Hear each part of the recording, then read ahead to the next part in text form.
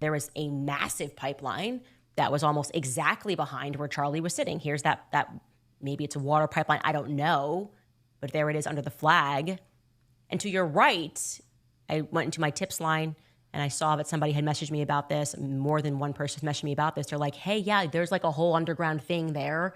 And to your right, you're observing those two little boxes. And they told me that that was a trap door. Now, I'm not implying someone, popped up and shot Charlie, but that's a close up of that area. I'm just implying that there's an entire underground there. And I remember when I looked at the footage, I felt like it was coming up. I don't know anything about ballistics. I'm not an expert. But if there was a hatch door nearby, then we can assume, as we should always assume with colleges, obviously stadiums, there's always an underground path. So I'm wondering if the federal government has explored the possibility that somebody could have been under Charlie and done that. While everyone's looking around and thinking that a shot went off from here, if that was just maybe like decoy number 2, and actually Charlie was shot from beneath him, which then could maybe explain why there was no exit wound. Again, I'm theorizing because I have a right to. I have a right to think. And that is interesting to me. Where does it go? Where do the tunnels underneath UVU lead to, right? That's an interesting question. Maybe everyone's looking up when we should be looking below. There was... Okay, so Candace Owens, this is getting crazy. So now I guess she thinks that Charlie Kirk may have been shot from somebody who, I don't even know what she's trying to say. I don't know if she's saying that somebody was shot that came up from an underground tunnel, or if she's trying to say that somebody shot him and then they went into the underground tunnel and that's how they ran away. But it sounds like she's trying to say that Tyler Robinson was the decoy and that there was a second shooter. The problem that I have, I don't know if you guys noticed this, but have you guys noticed that every single time some crazy thing happens in the media, like somebody gets shot, a public figure gets shot or attacked or whatever, there's always a conspiracy. Always. It can never just be, this is what happened, and the people that were guarding this person screwed up. In my personal opinion, I don't think there was a conspiracy with the Trump shooting, and I don't think that there was a conspiracy with the Charlie Kirk shooting. I think you have these young men who are just terminally online way too much. They become radicalized. They become crazy. Plenty of people in the United States have a gun. We saw when the Secret Service screwed up and Trump ended up getting shot.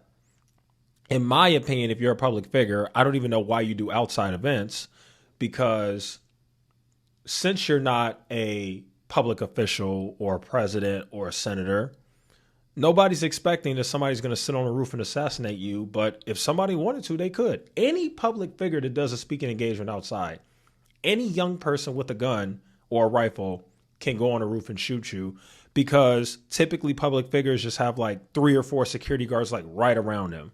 They don't have anybody to protect them from a distance, which is why I think if you're a public figure on the level of Charlie Kirk, or really any public figure, and you're talking about politics, or you talk about things that are considered controversial, you really should have your big events inside going forward. You should not have any big events going outside, because the guy who killed Charlie Kirk basically exposed how easy it is to take somebody out if you want to. Like, it's scary, but it's true. And I'm still stuck on the fact that she's doing all this, and I made it clear that I do like her content and stuff like that. Like, I'm not a Candace Owens hater. I'm just calling it how I see it. I just think it's so weird that you didn't even go to the man's funeral. And, she's making up all these excuses about why she didn't go to the funeral. But, like, you're saying that this is like your best friend and you want to get to the bottom of this. Like, I'm just saying, I got a best friend. I got a few best friends. If something like this happened to them, no matter what, I'm going to the funeral. I don't care if people there don't like me. I don't care if it's going to be awkward. I'm going to the memorial. And she didn't go.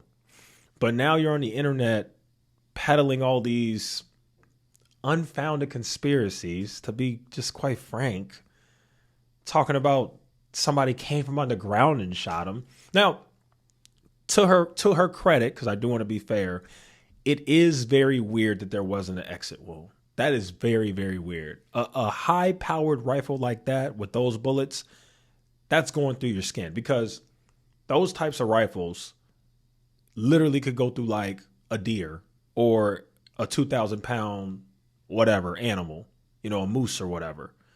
So the fact that it can go through those types of animals, but it can't go through a human, and it didn't go through him, that is very weird. I will admit that. I don't know what's to that. I don't necessarily jump to conspiracy, though. I kind of like to let's wait and see what happens. Let's wait.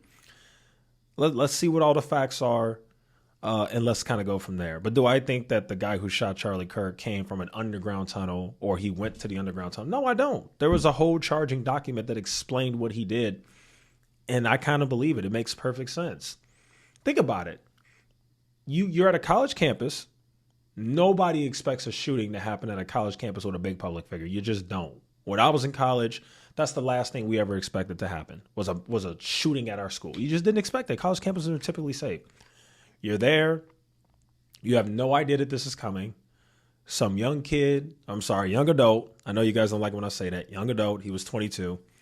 Some young adult gets on a roof, shoots you. And again, it's completely unexpected. So everybody's scrambling, don't know what to do. Meanwhile, while everybody's scrambling because they don't know where the shot came from, he jumps off the roof. He goes to the parking lot. He gets in his car and he drives away. It makes sense. If nobody was, obviously you're going to catch that person eventually.